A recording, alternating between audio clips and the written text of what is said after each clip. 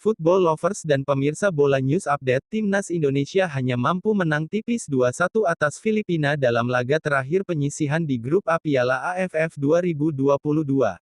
Kemenangan tersebut menghantar skuad Garuda lolos ke semifinal Piala AFF 2022 dengan status runner-up grup A. Laga Indonesia versus Filipina digelar di Rizal Memorial Stadium, Manila, Senin tanggal 2 Januari tahun 2023 pukul 19.30 waktu Indonesia Barat. Dua gol Indonesia dicetak oleh Dendi Sulistiawan pada menit 21 dan Marcelino Ferdinand pada menit ke-43. Satu gol Filipina dicetak oleh Sebastian Rasmussen di babak kedua pada menit 83. Di waktu yang bersamaan, partai lainnya di grup A Thailand sukses mengalahkan Kamboja dengan skor 3-1. Dengan hasil ini Thailand berhasil menjadi juara grup B, Indonesia dan Thailand sejatinya sama-sama mengkoleksi 10 poin, hanya saja Indonesia kalah dalam selisih gol. Selanjutnya di semifinal, Indonesia kemungkinan besar akan menantang Vietnam yang diprediksi di partai terakhirnya mampu mengalahkan Myanmar dan sukses sebagai juara grup B. Indonesia yang wajib menang dengan skor besar untuk dapat mengungguli selisih gol yang dimiliki Thailand, tampil menekan sejak menit awal babak pertama. Untuk menghindari Vietnam di semifinal Indonesia memang wajib menang dengan skor besar. Namun, sama seperti laga-laga lainnya yang dimainkan Timnas Indonesia pada Piala AFF 2022 ini, Indonesia seperti tidak suka memainkan ball possession. Langsung mengandalkan serangan balik cepat. Namun, Indonesia tidak memiliki pemain-pemain yang tenang saat di hadapan gawang lawan, memiliki akurasi tendangan tepat sasaran ke arah gawang, ataupun pemain yang memiliki skill tinggi mampu melewati satu atau dua pemain belakang lawan. Dalam gelaran AFF 2022, setidaknya ada 3 peluang bersih yang dimiliki skuad Garuda di depan gawang lawan yang sudah kosong tak terjaga. Witan Sulaiman 2 kali membuang peluang bersih saat melawan Kamboja dan Thailand, kemudian Hansamu Yama saat melawan Brunei Darussalam. Dalam laga melawan Filipina, minimal 3 peluang bersih terbuang begitu saja. Dan Sintayong beserta para staf pelatihnya harus mampu memperbaiki kelemahan-kelemahan pemain Indonesia. Seperti halnya akurasi passing, menahan bola yang kadang terlalu lama dan tidak di waktu yang pas, sifat egois yang tidak memberikan umpan pada teman yang lebih berdiri bebas, dan penyelesaian akhir yang buruk. Sejatinya hal-hal tersebut sudah bukan lagi menjadi fokus perhatian pelatih timnas dan para stafnya.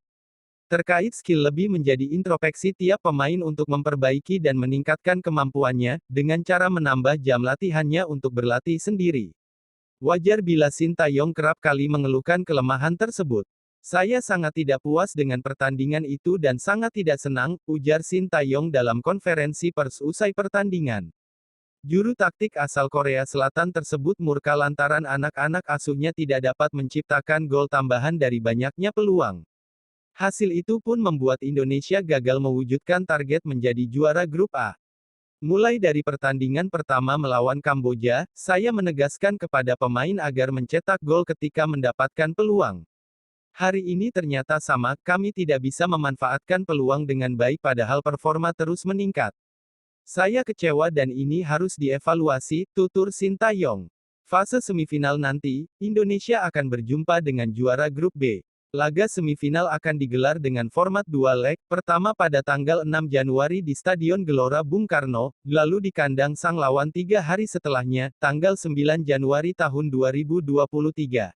Di sisi lain dalam laga Indonesia versus Filipina, bertindak selaku tuan rumah, Filipina menepati janjinya yang tidak akan menyerah begitu saja.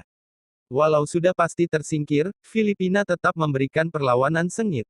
Pelatih Filipina, Joseph Ferre mengaku puas dengan kinerja anak asuhnya sepanjang 90 menit. Pelatih 40 tahun itu senang bisa memberikan pelajaran kepada para pemain mudanya cara menghadapi tekanan. Hal itu dikatakan Ferre usai laga di sesi konferensi pers. Setiap kali Anda memainkan pertandingan seperti ini, melawan Indonesia itu memberimu situasi yang sulit, ucap Joseph Ferre. Filipina tak tinggal diam terus diserang Indonesia. Sejumlah serangan berbahaya pun mereka hadirkan ke lini pertahanan skuad Garuda. Beruntung, Syahrul Trisna terus sigap menghalau bola-bola yang datang. Syahrul Trisna masuk menggantikan Nadeo Argawinata yang cedera akibat berbenturan dengan pemain Filipina, Stefan Skrok pada menit ke-22. Gol pertama Indonesia melalui sundulan Dendi Sulistiawan pada menit ke-21 memanfaatkan umpan lemparan ke dalam terukur dari Pratama Arhan. Gol kedua Indonesia tercipta di menit 43, melalui sepakan terukur Marcelino Ferdinand. Babak pertama berakhir dengan keunggulan Indonesia 2-0 atas Filipina. Di babak kedua, timnas Indonesia terus berusaha menambah jumlah golnya. Sejumlah perubahan kemudian dihadirkan Sintayong ke skuadnya. Dia memasukkan Yakob Sayuri dan Egy Maulana Fikri untuk menggantikan Sadil Ramdhani dan Witan Sulaiman. Filipina pun melakukan beberapa pergantian pemain. Di 10 menit akhir waktu normal pertandingan, timnas Indonesia terus berusaha menambah koleksi golnya. Namun, alih-alih mencetak gol tambahan, gawang skuad Garuda malah kebobolan.